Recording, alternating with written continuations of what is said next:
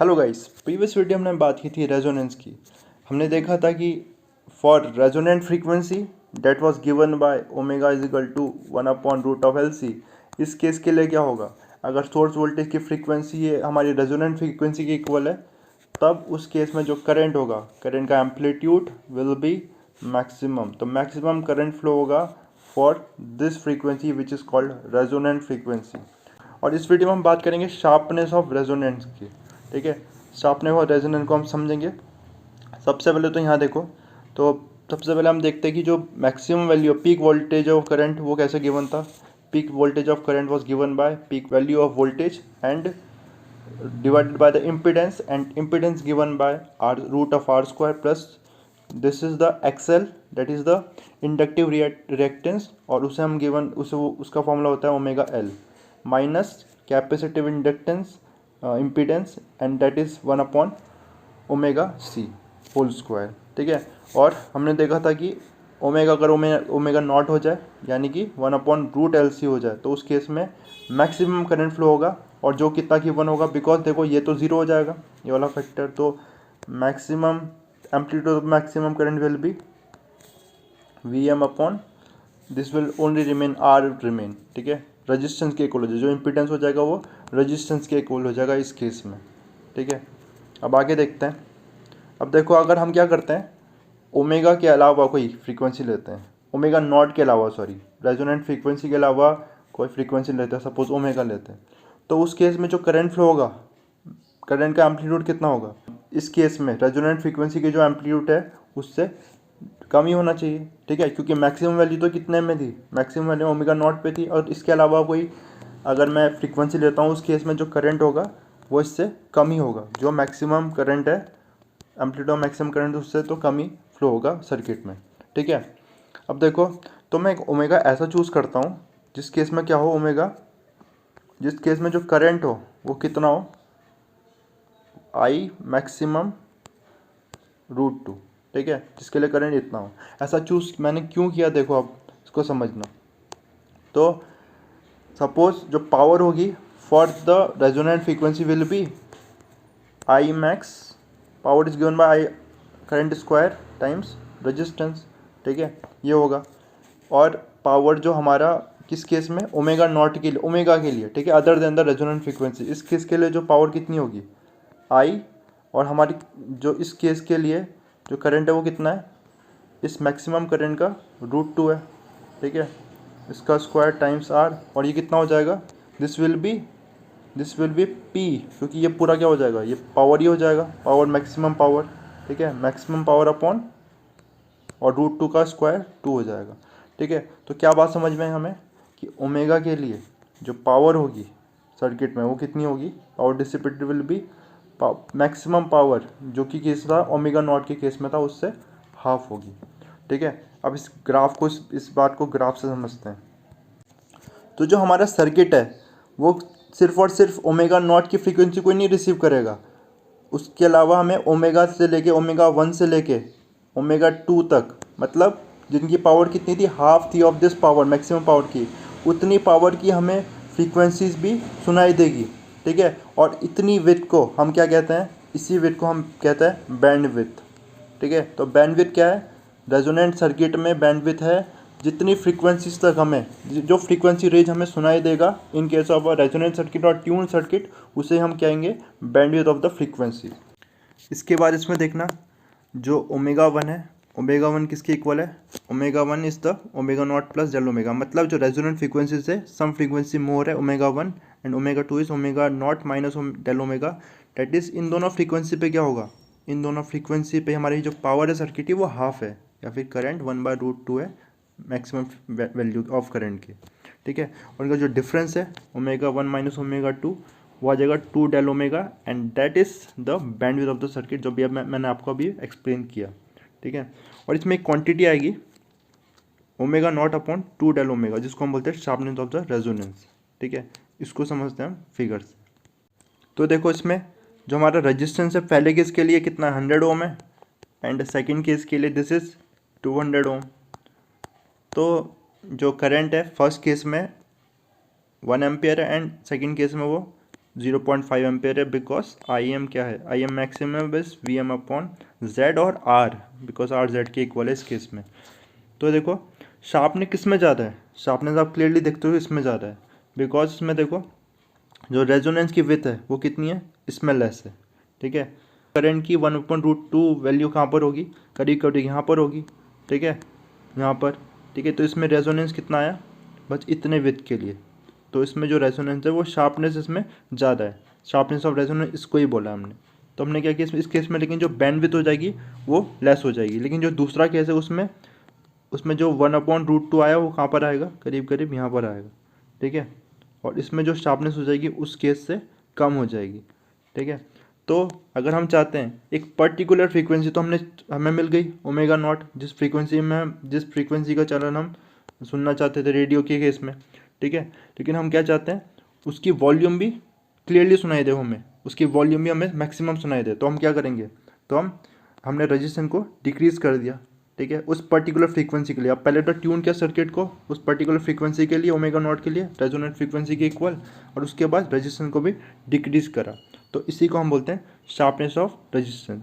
ऐसी अगर मैं बात करूँ किस केस में, जो हमारे वॉइस कॉल करते हैं हम, तब उसमें भी हम क्या चाहते हैं कि एक पर्टिकुलर वॉइस ही सुनाई दे हमें, है ना। ऐसा नहीं चाहते कि इसके अलावा ओमेगा नॉट जो पर्टिकुलर वॉइस की फ्रीक्वेंसी ऑफ वॉइस है, जो वॉइस हम सुन रहे हैं उसकी फ्रीक्वेंसी के अलावा भी कोई वॉइस सुनाई दे, नॉइस सुनाई दे, तो हम क्या करेंगे, शार्पनेस को इंक्रीज़ कर देंगे। शार्पनेस को इंक्रीज़ करने से क्या होगा, जो उसके आसपास जो फ्रीक्वेंसीज है वो कम से कम सुनाई देगी, उसके अलावा हमें और सारी फ्रीक्वेंसी नहीं सुनाई देगी, हम बैंडविड्थ को डिक्रीज़ कर देंगे। तो इसमें जो डेल ओमेगा है, ठीक है, बैंडविड्थ है जो, उसको अगर क्या करें हम, उसको डिक्रीज़ कर दें। ठीक है, हाफ ऑफ द बैंडविड्थ है जो, उसको डिक्रीज़ कर देंगे तो शार्पनेस ऑफ रेजोनेंस या रेजोनेंस क्या हो जाएगा, नैरोअर हो जाएगा, जो हमें चाहिए। ठीक है, तो उसके लिए हम वर्क करते हैं इसमें।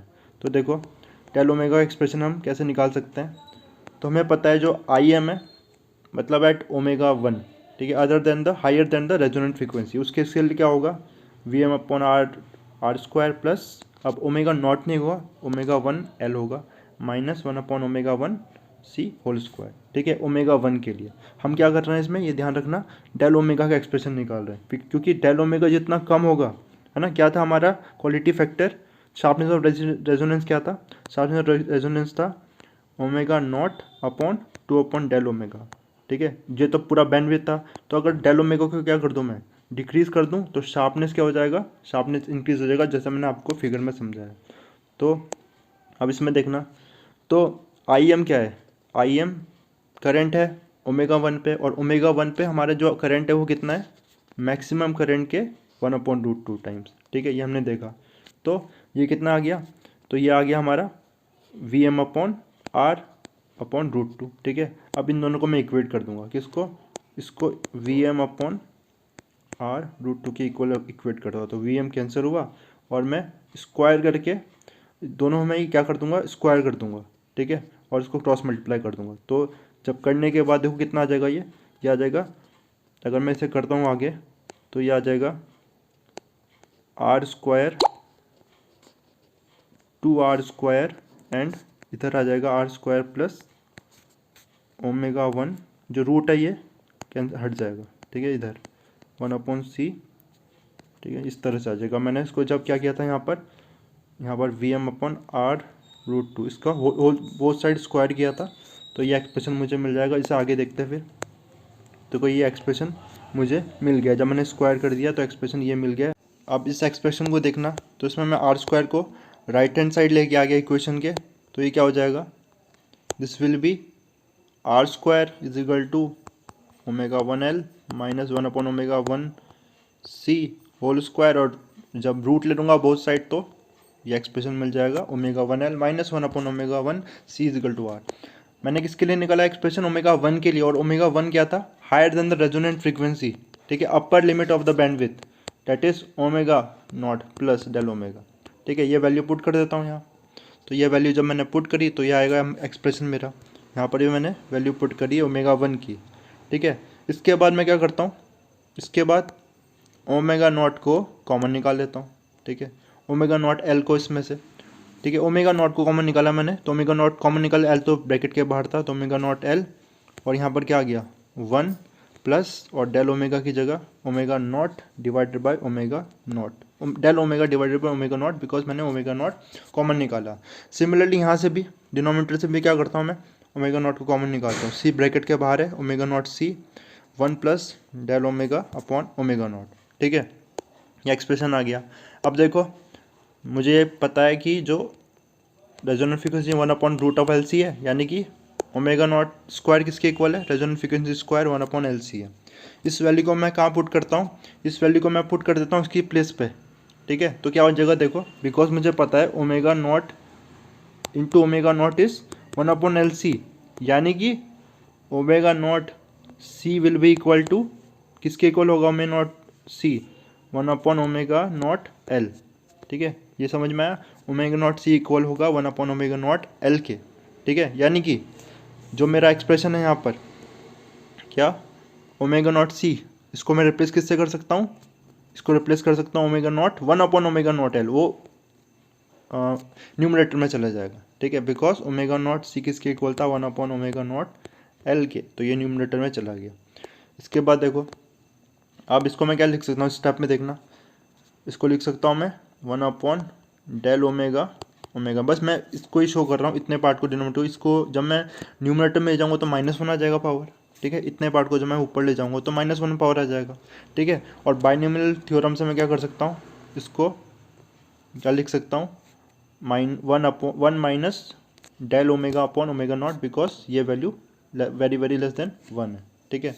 तो इस तरह से तो मैं जब वैल्यू पुट कर दूंगा इसकी तो ये आ जाएगा, ये तो सेम रहेगा omega naught L 1 plus del omega upon omega naught minus यहाँ क्या आ जाएगा ओमेगा नॉट एल, और इसको जब मैंने सॉल्व किया तो कितना आई है 1 upon del omega upon omega naught is equal to R, ठीक है। अब इसमें से क्या करता हूँ मैं, ओमेगा नॉट एल कॉमन निकाल लेता हूँ, तो जब मैं ओमेगा नॉट टाइम कॉमन निकालूंगा तो देखो क्या होगा, तो देखो ये 1 और 1 बिकॉज ये माइनस में, मैं करके दिखा देता हूँ आपको, ओमेगा नॉट एल कॉमन निकालूँ तो क्या आएगा देखो 1 plus del omega upon omega naught, फिर -1 आएगा यहाँ, ठीक है, और फिर plus del omega upon omega naught, ठीक है, ये आ जाएगा। तो ये 1 और 1 कैंसिल हो जाएगा, 1 और -1 कैंसिल, और कितना आ गया ये आ जाएगा हमारा omega naught L twice of this 2 omega upon omega naught, ठीक है, इक्वल टू आर। और यहाँ से जो डेल ओमेगा जिसके लिए हम वर्क कर रहे थे, del omega will be equal to, because देखो क्या हो गया यहाँ, ओमेगा नॉट से ओमेगा नॉट कैंसिल हो जाएगा, तो डेल ओमेगा किसके इक्वल आ जाएगा आर अपॉन 2L के। तो शार्पनेस ऑफ रेजोनेंस अब हमारा क्या आ जाएगा, देखो शार्पनेस ऑफ रेजोनेंस क्या था, शार्पनेस ऑफ रेजोनेंस था हमारा omega naught upon 2 del omega, ठीक है, ये था। तो देखो और ओमेगा नॉट की वैल्यू कितनी आई, ओमेगा नॉट की डेल ओमेगा की वैल्यू आर अपॉन 2L आई, आर अपॉन 2L आई। तो यहाँ से इसका ट्वाइस कर दूँ, 2 डेल ओमेगा का कितना आएगा, 2 del omega will be R upon L, ठीक है, 2 del omega R upon L आएगा, और 1 अपॉन 2 डेल ओमेगा कितना आएगा एल अपॉन आर, ठीक है, और वही वैल्यू मैंने यहाँ पुट कर दी। तो sharpness of resonance that is omega naught upon 2 del omega किसके इक्वल आ जाएगा omega naught L upon R, ठीक है। और इस रेशो को ही हम क्या कहते हैं, omega naught L upon R, इसको कहते हैं क्वालिटी फैक्टर।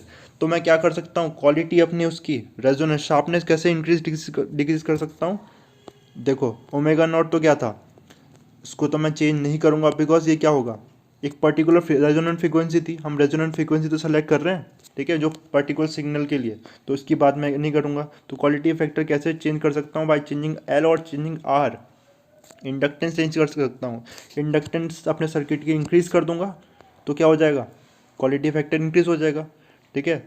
और क्वालिटी फैक्टर अगर इंक्रीज़ होगा तो क्या हो जाएगा, देखो तो हमारा जो शार्पनेस है वो इंक्रीज़ हो जाएगा। सिमिलरली अगर मैं क्या करूँ, रेजिस्टेंस इंक्रीज़ कर दूँ, सॉरी डिक्रीज़ कर दूँ, तब भी क्वालिटी फैक्टर इंक्रीज़ हो जाएगा और शार्पनेस इंक्रीज़ हो जाएगा, ठीक है, क्वालिटी मिलेगी हमें, एक पर्टिकुलर फ्रीक्वेंसी को ही हम ठीक से सुन पाएंगे, ठीक है।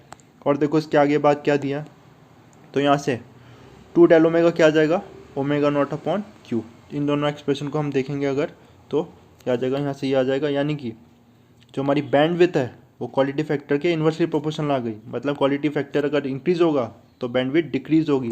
जब मैंने देखा था जितनी बैंडविड्थ बढ़ाऊंगा क्वालिटी फैक्टर शार्पनेस उतना कम हो जाएगा रेजोनेंस का, ठीक है, और शार्पनेस बढ़ाता तो बैंडविड्थ इंक्रीज होगा। So larger the value of Q, the smaller is the value of 2 del omega or the bandwidth and sharper is the resonance, ठीक है।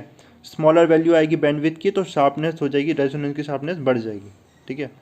इसके बाद और इसको Q को मैं ये एक्सप्रेशन यूज़ करके 1/ओमेगा नॉट CR भी लिख सकता हूँ, ठीक है। तो कैपेसिटेंस भी अगर मैं डिक्रीज़ करता हूँ तब भी क्वालिटी फैक्टर इंक्रीज हो जाएगा।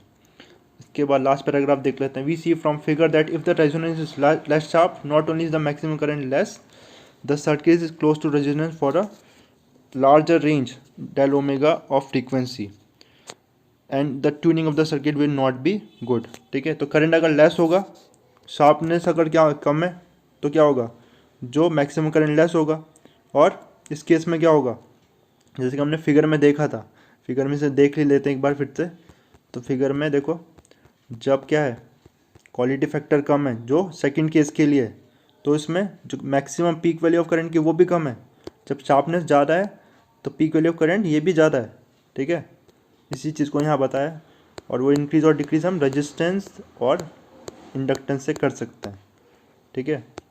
सो less sharp the resonance less is the selectivity of the circuit. तो सेलेक्टिविटी उतनी ही क्या होगी, जितनी शार्प रेजोनेंस होगा सेलेक्टिविटी उतनी ही कम होगी, उतना हम कम सेलेक्टेड चीज़ देख पाएंगे, सुन पाएंगे, ठीक है।